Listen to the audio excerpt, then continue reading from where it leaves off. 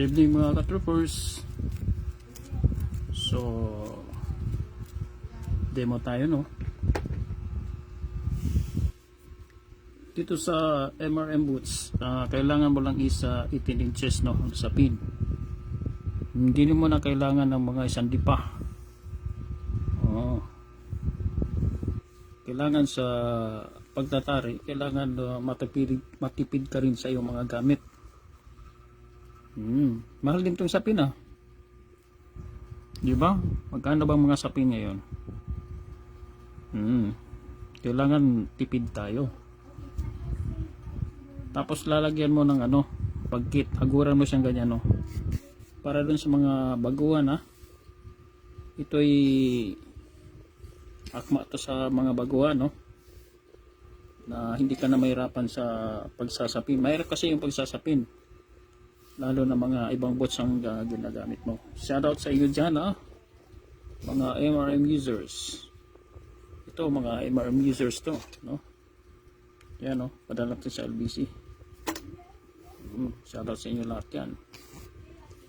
O yung mga baguhan dyan, ito na yung pagkakataon na na matuto kayo sa pag-aral ng pagtatari. Tapos yung nyo, yung boots nyo, lagyan nyo rin ng kahit dito mo lang lagyan, para mamaya yung yung paunan, dikit ka agad. Pati yung paunan mo, lagyan mo ganyan. Ito ay pagkit, no? Stick nilagay, inikot lang yung dyan, binilog lang yung pagkit. Okay.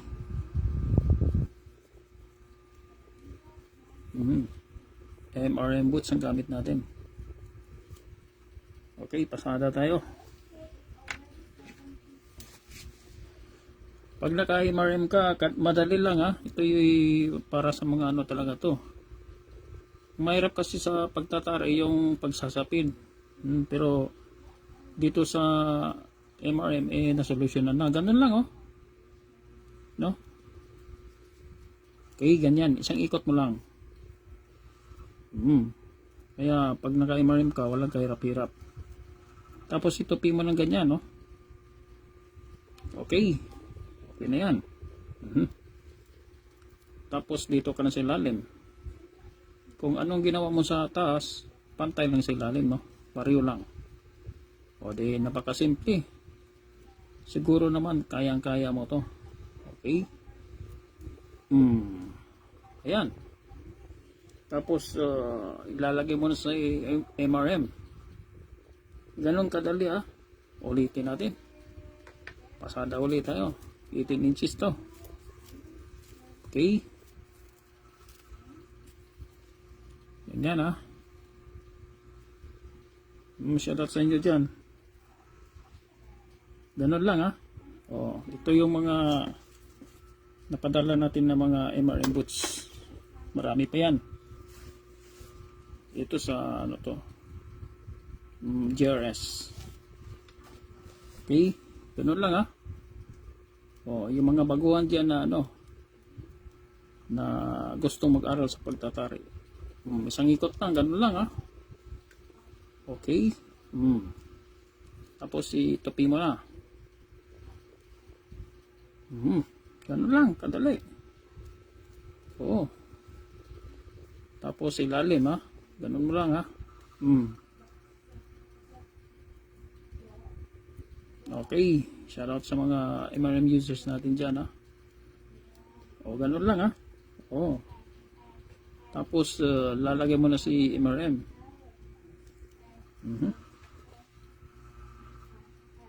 Lalagay mo to, paunan. May maganda, may pagkit dito kasi hindi siya dikit siya kagad, Okay. Ganun lang, napakadali lang kung ito'y angkop talaga sa mga baguhan, yung tapos practice ka dun sa tupada.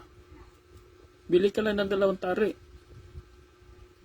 May kakilala ka dyan, bili ka ng 2 piraso, 3, 3, 4, tsaka 4 inches, yun lang.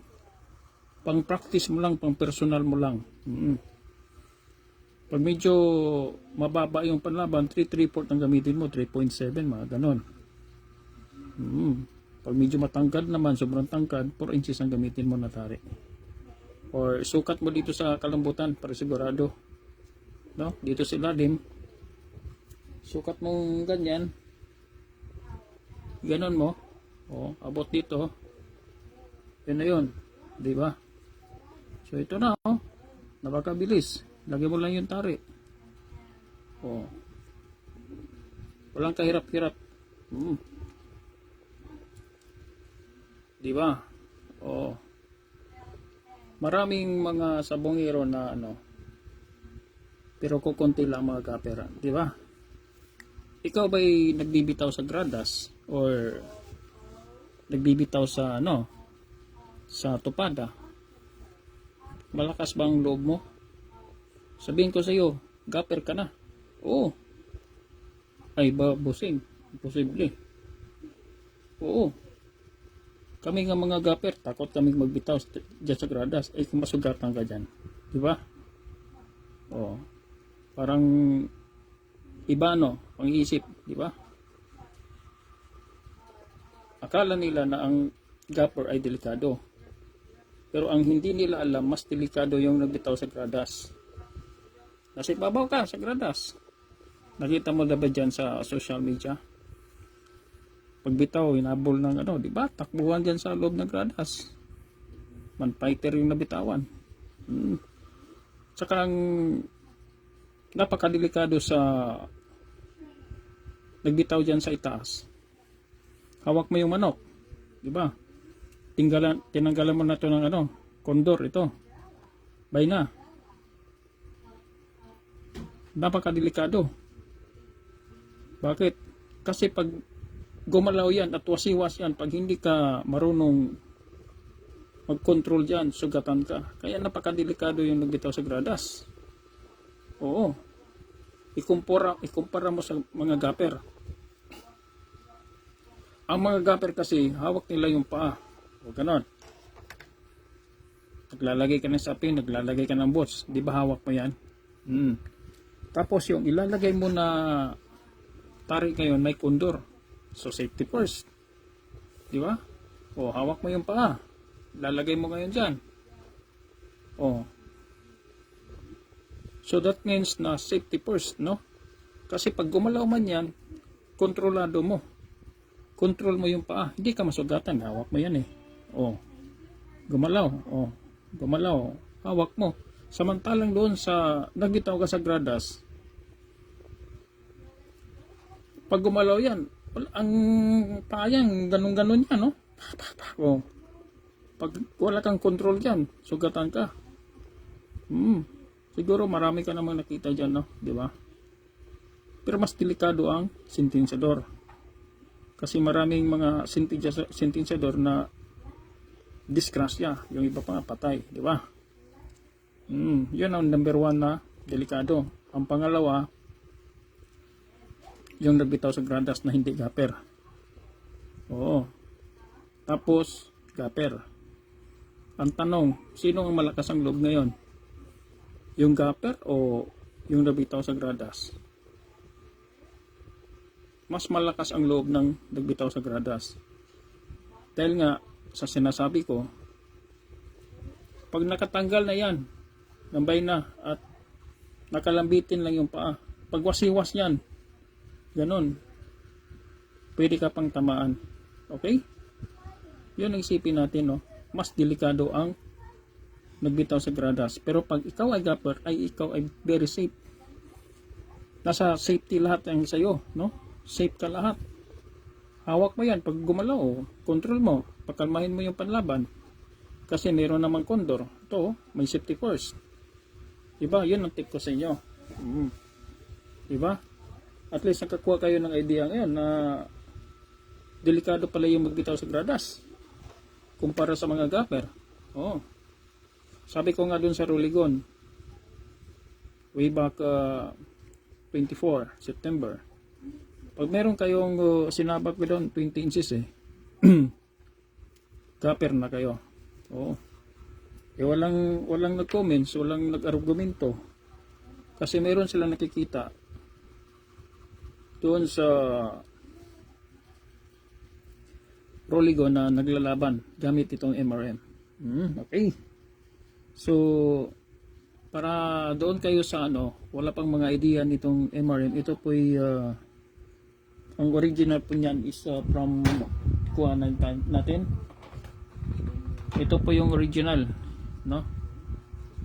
Mexican boots. Yan po.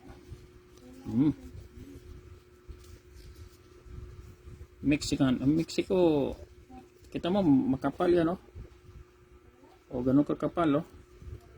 Lagay mo lang yan, Mexican dyan. Oh. Paglagay mo dyan, ganun, talian yan, tapos lagay na ng tari. Salpak lang dito, wala na sapin-sapin yan. Pero hindi naman ito pwede sa Pilipinas kasi maliit lang ang mga tari nito. Hindi ito pwede sa Pilipinas. Meron tayong kakiwat nito na dito kinopya ang MRM natin. Yan po. So, ang Mexican is matibay. Diba may tahid? Nakalock siya sa tahid. No? Pagpasok mo dyan, hindi yan gumalaw dahil nakalock sa tahid yan.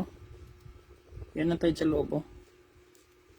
Kaya hindi yan umiikot kasi may tahid na nakalock. Ganon din sa MRM. Diba? Nakalock din siya sa tahid. Hindi mo magalaw yan, Hindi mo magalaw yan kasi nakalock yan sa tahid. Kaya very safe siya. Okay?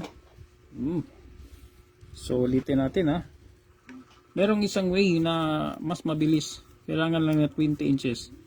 Kaso pag ganito na way, 18 inches. Okay? Pag doon ka sa sa isang way, kuha ka lang 20 inches. Ganun mo lang, Ikot ka lang ng 3, Isa. 2. 3. Okay? Sa lalim. Wala pa yan, Isa. 2. 3. Lagay mo ng boots dyan. Diba? Napaka-simple at napakadali kung gusto mo mag-aral sa pagtatari. Lagyan mo ng paunan. Romeo. Pero Ben, shout out sa inyo dyan. Ito pala yung lagay mo na yung lagay mo yan. Dagdagan mo lang ng konti. Para doon sa ibabaw. Tapos lagay mo na yung tari. Ganon po kadali ang MRM. Shout out muna tayo sa mga gumagamit na napadala natin ng mga MRM boots. Ito matagal na to. Mga 5 years na iba nito. Valenzuela City. Shout out sa inyo. Lucena. Okay, Lucena. Oops, Mabalacat, Pampanga. Shoutout sa inyo, Ito yung mga MRM user natin. Gumagamit na ng MRM goods. Hindi makabasa. Taga na kasi. Yan, Sa katagalan, hindi na ito makita. Nabubura na. Negros, Marcia. Kita mo, mga ilong ko, gumagamit na rin, Gihulngan, Negros pa rin, West Agno, Pangasinan. Diyan sa West Agno, maraming naka-MRM dyan. Diyan sa parting Pangasinan, Dinagat, Thailand, Shoutout sa iyo, Vice Mayor. Piudo. Re-elect. Vice Mayor of Dinagat Island. Yan, MRM user yan. Katropa natin yan, Ano pa? Bukidnon. Okay. Mindanao. Dami nga, Cagayan de Oro. Kahit saan to, Lawag City, Luzon naman. Misamis Oriental, Mindanao. Dami, Sabela, Northern Luzon. Oops, Lucena. Luzon pa rin. O, yung mga gustong sumali dito ha, sa MRM boots natin. Shoutout pala tayo dito kay Mark Camilugay and El Nino. Ang tinigmuan niya, El Nino Conditioning System. Shoutout tayo dyan sa Bacolod City, sa Tiawok Game Farm. Mga katroopers natin dyan, no? Yung gustong bumili ng mga panlaban galing Bacolod. Meron tayo dyan sa Alangilan, Bacolod City.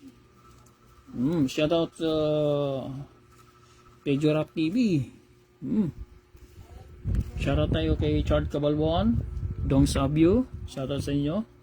Shoutout tayo kay Keller Eye, Alan Derpo. Sa mga katroopers natin dati dyan sa MRT3. Mga katropa natin dyan sa Jubail, Saudi Arabia, Red Sea Company. Pati dyan sa Abu Dhabi, Al Mansori. Dati tayong seaman dyan sa Abu Dhabi. Dyan sa Al Mansori Company. Shoutout sa inyo lahat dyan. Shoutout tayo dyan sa mga katropa natin sa California, USA. Sila ni Joseph. Kalimutan ko yung isa. Tapos dyan sa Canada, si Rodelio ba yun? Shoutout sa inyo. Meron tayo sa Hawaii ha. Shoutout sa inyo. Shoutout kay SBAF dyan sa Pangasinan, Kagawad to. Shoutout Singkit, Metro Manila. Ito si Singkit lagi itong naglalaban dyan sa Roligon Mega Cockpit. Minsan sa arena. Naka-MRM yan. Pasada muna tayo ha. Ganun lang ha. Mag 18 inches. Ganun mo lang oh. Diba? Hindi ka na hirap sa kasi ang pinakahirap sa pagtatari yung sa pin. Ganun lang oh. Okay. Tapos ganyan. Ilalim. Mahirap yan magsasapin. Pero dito sa MRM, masolusyonan na yan. Kasi lalagay mo lang yan Tapos paunan. Ganun lang kabilis. Pag ikaw ay naka-MRM, talagang madali ka lang sa pagtatari. No? Okay? Ganun lang Yan. Yung mga excess dito, itupin mo lang, wag mo isapaw. Wag mo isapaw dyan. Tapos ito paunan, bawal dito yung ginaganon, napaikot ito. Bawal yun. Hindi po yun nakadesign dito sa MRM. Kasi hindi siya magpantay, no? Pag ikutin mong ganyan, yung lumang style, wala yun, pahirapan mo lang yung sarili mo nun. Tapos ganon mo na. Okay? O, di napakabilis. Sige, shoutout sa inyo lahat yan ha. Si Ricky sa Lucena, shoutout sa inyo. Si Kenji yan sa Sugod Leyte. Si King sa Palo Leyte. O, Leyte Gapper Maymay, shoutout sa inyo. Shoutout kay Kuds sa Taguig. Pati yung MRM troopers natin dyan sa Tipolo, si Gilbert Ruado. Pati kay Top Hill Game Farm, shoutout sa inyo ha. Yun ay mga trupa natin. Good evening. Sige po.